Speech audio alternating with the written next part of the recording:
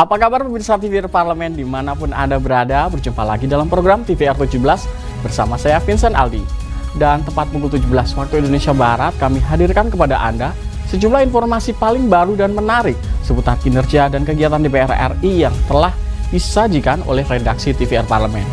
Dan pemirsa TVR Parlemen, inilah TVR 17 selengkapnya.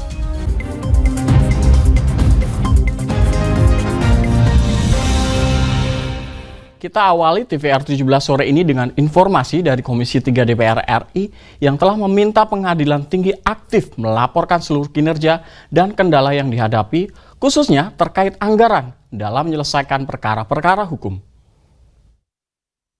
Sebagai lembaga peradilan, anggota Komisi 3 DPR RI mendorong Pengadilan Tinggi mengoptimalkan anggaran yang ada untuk meningkatkan kinerja dalam menegakkan dan memberikan keadilan hukum pada masyarakat. Wihadi Wiyanto menyampaikan, Komisi 3 DPR RI ingin jajaran Pengadilan Tinggi aktif melaporkan seluruh kinerja dan kendala yang dihadapi, khususnya anggaran, dalam menyelesaikan perkara-perkara hukum yang ada, baik melalui Mahkamah Agung maupun pada Komisi 3 DPR. Seperti di Pengadilan Tinggi Kepulauan Riau, masih banyak hal yang perlu diperbaiki dan ditingkatkan dalam memaksimalkan alokasi anggaran yang diberikan, mengingat Pengadilan Tinggi Kepri baru aktif pada tahun 2022. Mahkamah Agung itu dalam permasalahan anggaran memang selalu berkonsultasi dan selalu memberikan persetujuan kepada DPR. Jadi ini saya kira rapat-rapat konsultasi dengan Mahkamah Agung dan juga dengan anggaran-anggaran yang ada, ini adalah menjadi bagian dari kami. Nasir Jamil juga membenarkan anggaran sering menjadi persoalan di lembaga peradilan karena porsi yang belum ideal dan belum sesuai dengan tugas dan kewenangan yang dimiliki. Pemerintah sebaiknya memberikan keleluasaan pada lembaga peradilan untuk mengatur dan mengelola anggaran sehingga lembaga peradilan bisa memberikan kinerja yang maksimal. Karena kalau kita tidak memikirkan hal itu, maka sampai kapanpun Mahkamah Agung dan lembaga-lembaga negara yang diatur dalam konstitusi itu akan selalu mendapatkan angka yang tidak ideal. Jadi jangankan perumahan untuk para hakim, ya, kantor pengadilan saja hari ini masih belum ideal. Dari Kepulauan Riau, Ferdian Rahman, TVR Parlemen, melaporkan. Kita beralih ke berita dari Komisi 7 DPR RI yang menilai rencana penghentian operasional sejumlah PLTU batubara di awal tahun 2025 perlu dikaji ulang karena berkaitan dengan pasokan listrik bagi seluruh masyarakat Indonesia. Pemerintah melalui Kementerian SDM sedang mengkaji rencana penghentian operasional sejumlah PLTU batubara lebih cepat dari rencana awal di tahun 2050. Terkait itu, Komisi 7 DPR menilai pemerintah perlu mengkaji ulang rencana tersebut secara cermat karena berkaitan dengan pasokan listrik bagi seluruh masyarakat Indonesia. Wakil Ketua Komisi 7 DPR RI Edi Suparno mengungkapkan, penghentian operasional PLTU batubara tidak semudah diucapkan. Pasalnya, operasional PLTU batubara terikat kontrak untuk tenggang waktu tertentu. Aspek keekonomian dari penghentian dini operasional PLTU batubara dinilai bisa menjadi beban APBN. Selain itu, harus mempertimbangkan pasokan listrik bagi masyarakat di seluruh wilayah Indonesia. Ya, kontraknya itu sejauh mana bisa dinegosiasikan, karena dalam kontrak itu tentu juga ada denda kalau dihentikan secara dini. Kedua, masalahnya kalau sudah dihentikan secara dini, apakah sudah ada penggantinya? Nah, jangan sampai kita menghentikan secara dini tetapi penggantinya belum ada sehingga pasokan listrik menjadi terganggu. Jadi saya kira pertimbangan-pertimbangan seperti itu. Secara konseptual tentu kami mendukung, tetapi secara praktis di lapangan itu perlu kajian yang lebih mendalam. Karena kalau kita lihat empirisnya hari ini, ya belum ada pengganti daripada PLTU yang saat ini sekarang beroperasi untuk menggantikannya. Penghentian dini operasional PLTU batubara menjadi salah satu strategi Indonesia dalam membangun ekonomi hijau dengan meningkatkan kapasitas pembangkit listrik berbasis energi baru terbarukan. Hal tersebut juga sebagai wujud komitmen mencapai target bauran EBT sebesar 23% pada tahun 2025 dan net zero emission pada tahun 2060 atau lebih cepat. Tim Liputan TVR Parlemen melaporkan. Berita selanjutnya mengenai Komisi 7 DPR RI yang meminta Kementerian ESDM menyiapkan dan mengatur wilayah pertambangan rakyat di Sulawesi Tenggara agar masyarakat bisa mendapatkan izin pertambangan rakyat. Dalam Undang-Undang Pertambangan Mineral dan Batu Bara diatur mengenai wilayah pertambangan rakyat atau WPR. Sesuai hal itu, Kementerian ESDM diminta menyiapkan dan mengatur WPR di Sulawesi Tenggara agar masyarakat bisa mendapatkan izin pertambangan rakyat atau IPR. Ridwan Hisam menyampaikan, Kementerian ESDM harus lebih masif mensosialisasikan ketentuan WPR dan IPR kepada pemerintah provinsi maupun pemerintah kabupaten kota serta masyarakat di Sulawesi Tenggara. Pemerintah daerah juga harus memiliki inisiatif mengajukan WPR ke Kementerian ESDM sehingga IPR bisa diterbitkan pada perseorangan maupun koperasi skala kecil. Dengan penetapan WPR dan penerbitan IPR bisa mewujudkan keadilan bagi penambang rakyat memiliki wilayah kerja. Jadi petani tambang rakyat itu harus diberdayakan. Siapa? Pemerintah. Dalam hal ini Kementerian ESDM, pemerintah daerah, provinsi maupun kabupaten, yaitu kepala dinasnya. Jangan pemerintah menganggap, loh, nggak ada usulan Pak Ridwan dari rakyat. Bukan tidak ada usulan, rakyat tidak tahu bahwa ini ada di dalam undang-undang minerba itu sudah disiapkan. Tapi pemerintah tidak melakukan itu karena tidak ada usulan dari bawah. Nah, sehingga harusnya ada sosialisasi. Sebelumnya, anggota Komisi 7 DPR RI menerima aspirasi dari pengusaha muda di Sulawesi Tenggara yang mengeluhkan matinya tambang rakyat karena tidak adanya sosialisasi aturan terkait WPR dan IPR. Dengan adanya WPR, investasi perusahaan besar seperti PT Virtue Dragon Nickel Industry tidak disalahkan. Dari Sulawesi Tenggara, Helmi Darmawan, TVR Parlemen, melaporkan. DPR RI menyoroti tren kenaikan harga beras yang sedang terjadi. Pemerintah diminta bergegas mengantisipasi kenaikan ini dengan melibatkan seluruh lembaga yang berkaitan dengan stabilisasi pangan. Informasinya akan kami hadirkan sesaat lagi, untuk itu tetaplah di TVR 17.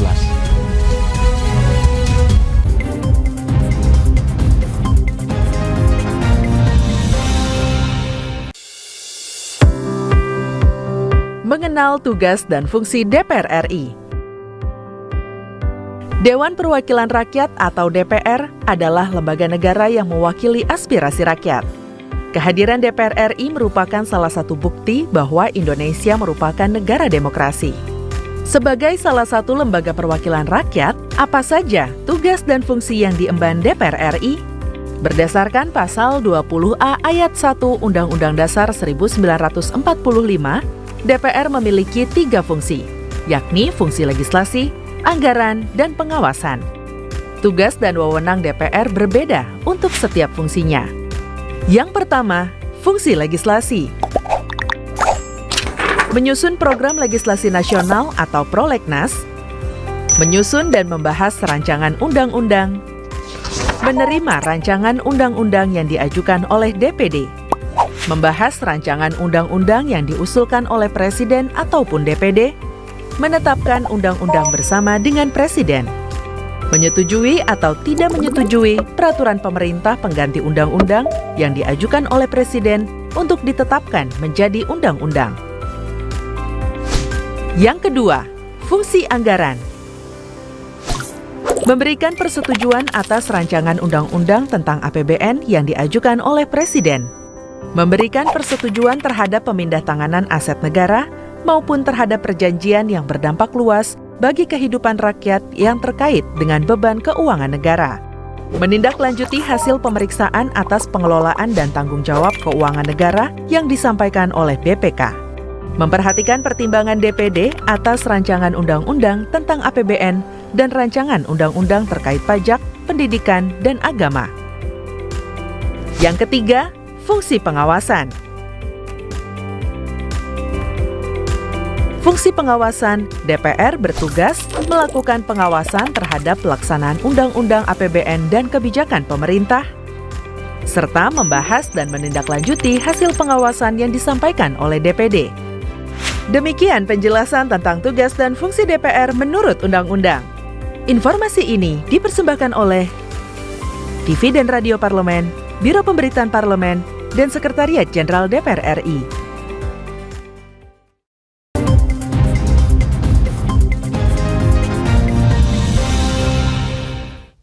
Kembali di TVR 17, kenaikan harga beras sudah terjadi sejak awal Agustus lalu yang diakibatkan oleh fenomena El Nino, faktor logistik, dan spekulan beras.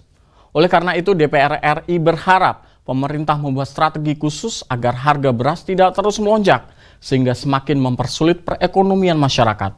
Untuk mengetahui informasi selengkapnya, pemirsa, mari kita simak laporan mendalam yang telah dihimpun oleh tim redaksi TVR Parlemen dalam segmen Editorial Parlemen berikut ini.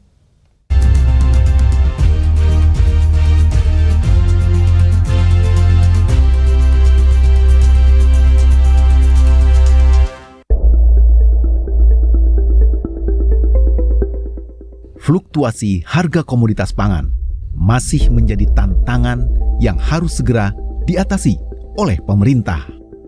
Pasalnya, saat ini disparitas harga pangan masih terjadi di sejumlah daerah di Indonesia. Salah satunya komoditas beras. Upaya pemerintah menurunkan harga beras yang melonjak sejak bulan lalu belum membuahkan hasil. Operasi pasar, impor beras besar-besaran, dan bantuan pangan ke rakyat kecil belum ampuh meredam kenaikan harga bahan pokok ini.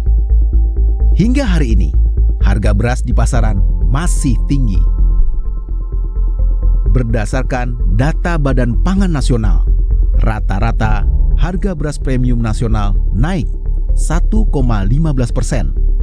Dalam sehari menjadi Rp14.920 per kilogram.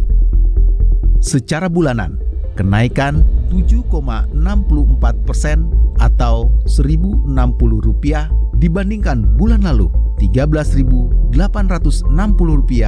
per kilogram. Selain El Nino, faktor logistik dan spekulan beras juga menjadi faktor penyebab terjadinya lonjakan harga beras di pasaran. Sejumlah negara Asia yang biasanya menjadi produsen beras mulai membatasi ekspor, sehingga mengganggu persediaan logistik dan distribusi beras di Indonesia.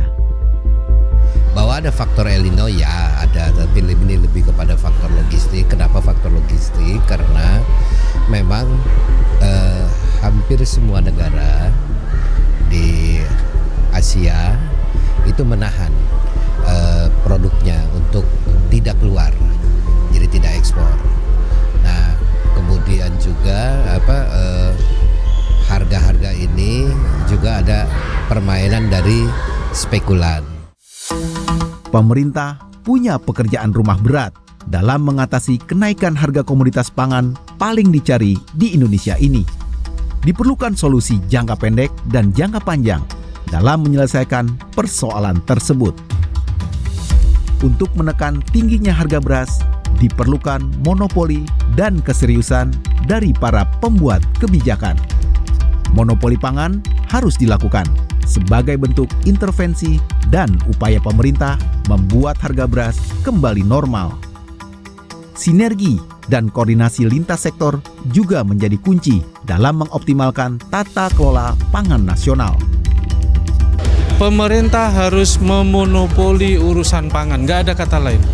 Ketika tidak ada pemerintah tidak menguasai stok, maka hukum dagang berlaku. Siapa yang punya barang itu yang mengendalikan harga. Hari ini pemerintah nggak punya stok. Karena apa? Kewenangannya tidak diberikan sepenuhnya kepada Bulog, kepada Badan Pangan untuk menyerap itu semuanya. Oleh karena itu, selama tidak ada monopoli terkait dengan kebutuhan pangan atau bahan pangan dari kita dan diserahkan ke swasta, selamanya harga akan seperti ini. Kalau jangka pendek, ya nggak ada cara lain, Mas. Operasi pasar. Ujungnya dari operasi pasar apa? Bilang stok pemerintah nggak ada, akhirnya ujungnya impor lagi. Kementerian Perdagangan justru harus berkoordinasi dengan Kementerian Teknis, khususnya apalagi di bidang pangan. Yang ini sangat memungkinkan bahwa Kementerian Perdagangan sebagai pintu keluar dan masuk mampu untuk menjadi trigger agar Kementerian Teknis dapat memproduksi sesuai dengan permintaan. Jangan pula karena tidak ada koordinasi yang baik antar Kementerian Teknis di bidang pangan dengan Kementerian Perdagangan, pada akhirnya impor menjadi instrumen utama, bukan produksi yang menjadi instrumennya. Akhirnya apa? Impornya semakin besar, produk dalam negerinya semakin kecil. Sementara pada sisi lain pertumbuhan konsumsinya terus meningkat. Sebagai negara dengan konsumsi beras global terbesar keempat di dunia, rata-rata konsumsi masyarakat Indonesia mencapai 35,3 juta metrik ton setiap tahunnya. Melonjaknya harga beras tentu tidak boleh terus dibiarkan. Kondisi ini tidak hanya mencekik keuangan masyarakat kecil, tetapi secara perlahan akan mengganggu stabilitas perekonomian nasional. Jurus jitu pemerintah untuk memukul mundur harga beras ke posisi semula sangat dinanti semua pihak. Tentunya, sistem kebut semalam bukan solusi mengurai semua persoalan ini. Perlu kebijakan yang komprehensif dalam menjaga tata kelola pangan dan rantai distribusi, agar harga komoditas pangan di Indonesia tetap stabil, tak tergoyahkan dalam kondisi apapun.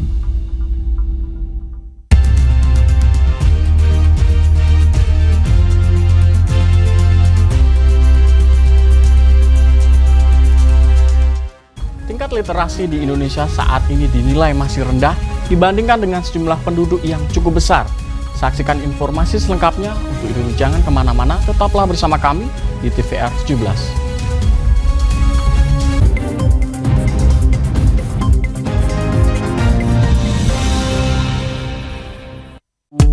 DPR RI memiliki fungsi diplomasi dalam menjalankan politik luar negeri sesuai dengan pasal 116 Undang-Undang MD 3. Kontribusi aktif BKSAP DPR RI memainkan peranan penting dalam memenangkan persaingan global melalui IPU, IPA, IPPF, AIPA, dan PUIK.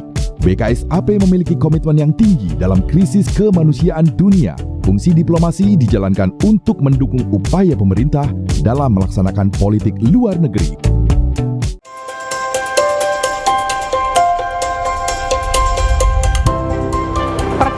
Dalam sejarah Indonesia, tahun 2024 kita mengadakan pemilu serentak, legislatif dan eksekutif baik di tingkat pusat maupun daerah. Catat waktunya, Rabu 14 Februari 2024. Untuk pemilihan legislatif, Anda akan memilih anggota DPD, anggota DPR, anggota DPRD Provinsi, dan anggota DPRD Kabupaten atau Kota. Selain pemilu legislatif, Anda juga akan memilih presiden dan wakil presiden loh pemirsa.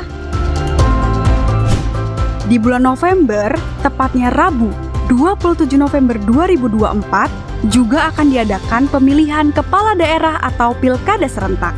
Dalam pilkada nanti, Anda akan memilih gubernur dan wakil gubernur, bupati dan wakil bupati, serta wali kota dan wakil wali kota.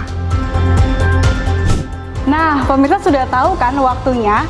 Kini saatnya Anda untuk mempersiapkan diri. Kenali calon-calon wakil rakyat dan pemimpin Anda dengan baik.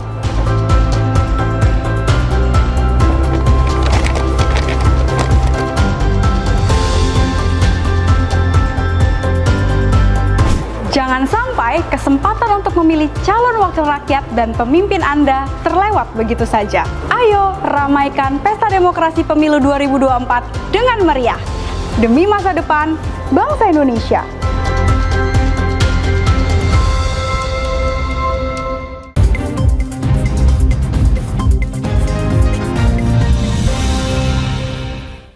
Kembali di TVR 17, dilansir dari data UNESCO, hanya 0,001% masyarakat Indonesia yang memiliki minat baca.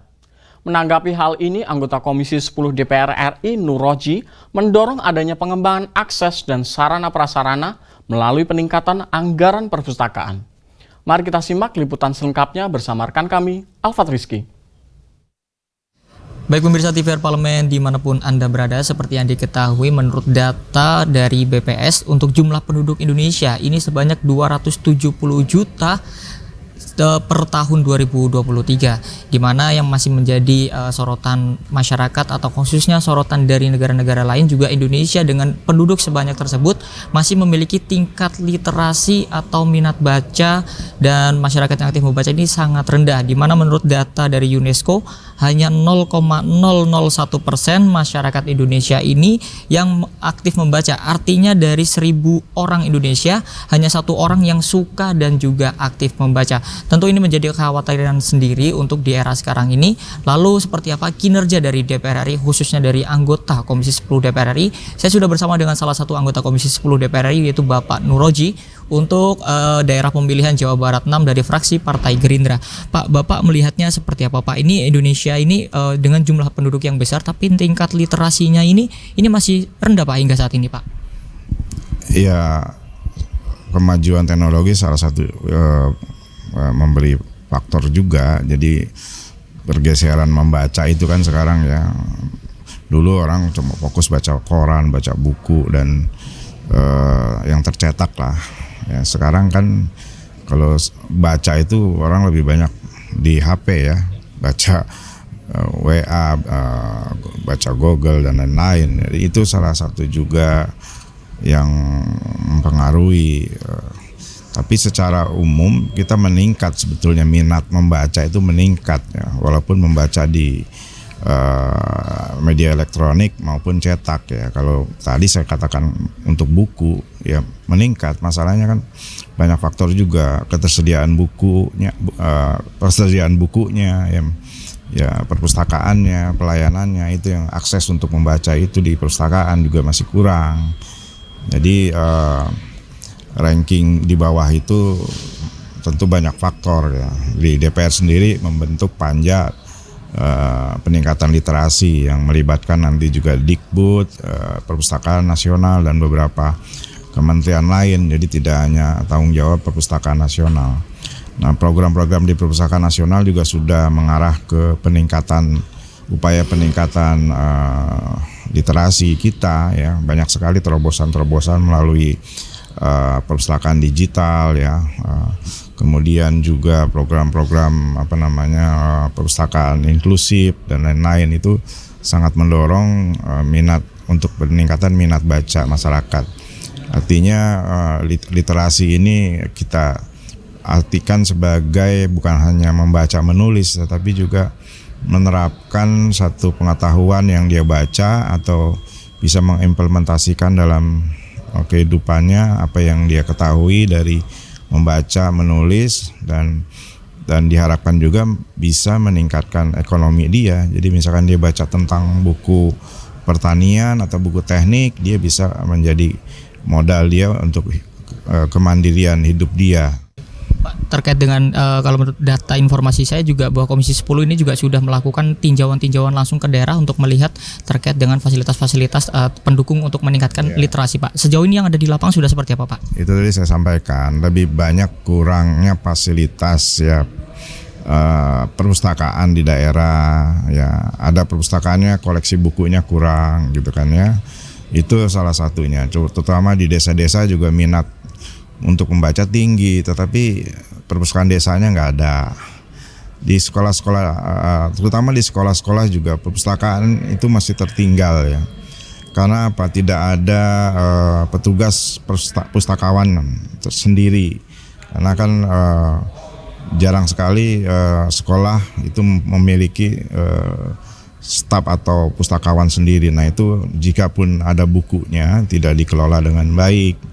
Nah itu menyebabkan kekurangan di fungsi-fungsi perpustakaan sekolah tadi. Walaupun ada perpustakaan tapi tidak dilaksanakan dengan baik karena tenaga pustakawannya kurang. Pak, kalau misalkan kita melihat sekarang sudah banyak perpustakaan yang mulai bertransformasi untuk menjadikan perpustakaan itu menjadi tempat nongkrong dan sebagainya. Itu mungkin salah satu meningkatkan minat baca juga. Nah, itu ke depan akan seperti apa kinerja dari DPR, sinerginya dengan pemerintah untuk bisa mendorong terkait biar masyarakat ini tertarik untuk datang ke perpustakaan? Ya itu udah kita ketahui dengan raker-raker kita dengan Perpustakaan Nasional. Mereka punya program tadi ya, membangun perpustakaan yang dengan konsep baru ya, konsep kenyamanan dan ya, tadi tempat tongkrongan, pojok-pojok baca itu dipersiapkan. Nah itulah upaya-upaya pemerintah yang kita dukung ya. Cuma memang ya catatan anggaran Perpustakaan Nasional itu dari tahun ke tahun tidak pernah naik, artinya naik signifikan ya, jadi sangat kecil. Kalau untuk mendongkrak kemampuan literasi kita masih sangat kecil lah ya dibanding kementerian-kementerian lain. Itu aja kelemahannya di anggaran. Kalau programnya udah baik, udah bagus. Terima kasih Pak Nuroji atas waktunya, selamat bertugas kembali. Baik pemirsa TVR Parlemen, itulah wawancara saya dengan salah satu anggota Komisi 10 DPR RI, Bapak Nuroji, di mana tadi Bapak Nuroji menyampaikan terkait dukungannya terhadap program-program dari pemerintah untuk meningkatkan literasi atau minat baca di kalangan masyarakat, dan juga Komisi 10 juga berkomitmen untuk terus bersinergi dengan pemerintah untuk meningkatkan sarana dan prasarana untuk meningkatkan literasi di Indonesia ini. Terima kasih Pak pemirsa atas perhatian Anda. Saya Alfat Rizky kembali ke studio. Selanjutnya, apa saja yang menjadi topik perbincangan di media online pada hari ini? Usai jeda, tetaplah di TVR 17.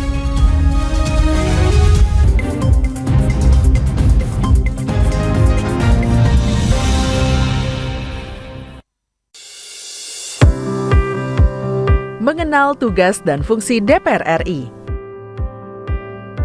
Dewan Perwakilan Rakyat atau DPR adalah lembaga negara yang mewakili aspirasi rakyat. Kehadiran DPR RI merupakan salah satu bukti bahwa Indonesia merupakan negara demokrasi. Sebagai salah satu lembaga perwakilan rakyat, apa saja tugas dan fungsi yang diemban DPR RI? Berdasarkan pasal 20A ayat 1 Undang-Undang Dasar 1945, DPR memiliki 3 fungsi, yakni fungsi legislasi, anggaran, dan pengawasan. Tugas dan wewenang DPR berbeda untuk setiap fungsinya. Yang pertama, fungsi legislasi. Menyusun program legislasi nasional atau prolegnas, menyusun dan membahas rancangan undang-undang, menerima rancangan undang-undang yang diajukan oleh DPD, membahas rancangan undang-undang yang diusulkan oleh Presiden ataupun DPD, menetapkan undang-undang bersama dengan Presiden, menyetujui atau tidak menyetujui peraturan pemerintah pengganti undang-undang yang diajukan oleh Presiden untuk ditetapkan menjadi undang-undang. Yang kedua, fungsi anggaran. Memberikan persetujuan atas rancangan undang-undang tentang APBN yang diajukan oleh Presiden. Memberikan persetujuan terhadap pemindah-tanganan aset negara maupun terhadap perjanjian yang berdampak luas bagi kehidupan rakyat yang terkait dengan beban keuangan negara.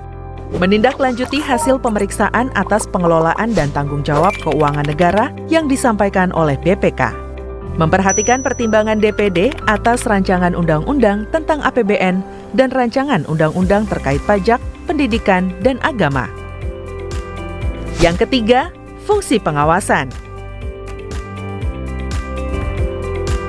Fungsi pengawasan, DPR bertugas melakukan pengawasan terhadap pelaksanaan undang-undang APBN dan kebijakan pemerintah, serta membahas dan menindaklanjuti hasil pengawasan yang disampaikan oleh DPD. Demikian penjelasan tentang tugas dan fungsi DPR menurut undang-undang. Informasi ini dipersembahkan oleh TV dan Radio Parlemen, Biro Pemberitaan Parlemen, dan Sekretariat Jenderal DPR RI.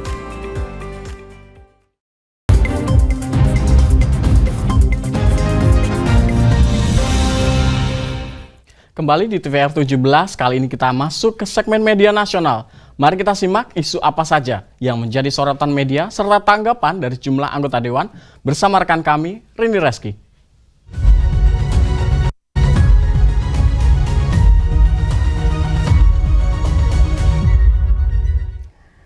Baik, terima kasih Vincent dan pemirsa, berjumpa lagi bersama saya Rini Reski tentunya dalam berita nasional. Dan berita hari ini yang menjadi headline di media online. Yang pertama pemirsa yaitu Jepang membuang limbah nuklir ke Laut Pasifik. Di sini DPR RI meminta pemerintah untuk menindak tegas. Kita lihat di layar kaca. Baik, di sini keputusan Jepang membuang puluhan ribu ton air tercemar radioaktif dari PLTN Fukushima, Jepang. Tentunya di sini menuai kecaman dari dunia internasional termasuk Parlemen Indonesia Dan pembuangan limbah nuklir ini menuai pro kontra dari beberapa kalangan. Meskipun pemirsa beberapa kalangan menganggap tindakan ini aman, namun banyak kalangan yang khawatir dengan dampak jangka panjangnya yang ditimbulkan di kemudian hari. Dan terkait hal ini juga, anggota Komisi 6 DPR RI yaitu Eli Rahmat Yassin menekankan di sini pemerintah Indonesia untuk bertindak tegas. Karena pemerintah Indonesia diminta untuk mengurangi impor seafood dari Jepang dan memperketat pengawasan terhadap produk tersebut. Kita beralih ke berita selanjutnya pemirsa yang juga menjadi headline di media online, yaitu mengenai Hari Pangan Sedunia. Perlu mewaspadai ancaman krisis air dunia. Kita lihat kembali pemirsa di layar kaca. Baik, di sini dalam rangka memperingati Hari Pangan Sedunia yang jatuh setiap tanggal 16 Oktober, di sini anggota DPR RI yaitu Fadlizon menyoroti peran krusial air bagi kehidupan dan juga keberlangsungan produksi pangan. Dan di sini krisis air bersih sudah menjadi ancaman nyata bukan hanya bagi Indonesia pemirsa, namun juga bagi dunia. Dan di sini PBB memproyeksikan bahwa krisis air akan melanda seluruh dunia pada tahun 2025 mendatang. Tentunya yang merupakan dampak nyata dari perubahan iklim. Seiring dengan meningkatnya laju pertumbuhan penduduk dan akibat aktivitas manusia. Tentunya pemirsa di sini terkait hal ini Fadlizon menilai perlunya sikap responsif dari Indonesia dengan menumbuhkan dan juga meningkatkan kesadaran dan pentingnya isu ketahanan air. Karena pemerintah perlu merancang kebijakan berbasis pengetahuan, data, inovasi, serta kerjasama multi pihak untuk mengatasi isu pangan dan air tersebut pemirsa. Baik, itu tadi headline di media online pada hari ini yang saya sampaikan terkait dengan Jepang yang membuang limbah nuklir ke Laut Pasifik. Dan di sini DPR RI meminta pemerintah untuk segera menindak tegas. Dan juga Hari Pangan Sedunia perlu diwaspadai ancaman krisis air dunia. Sekian dari saya Rini Reski, kembali ke rekan Vincent. Terima kasih, selamat sore.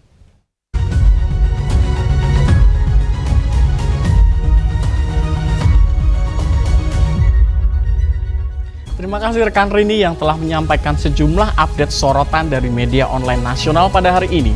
Segmen media online tadi sekaligus menutup program TVR 17 edisi sore hari ini. Saya Vincent Aldi beserta seluruh kru TVR Parlemen yang bertugas mengucapkan terima kasih dan pamit undur diri dari hadapan Anda.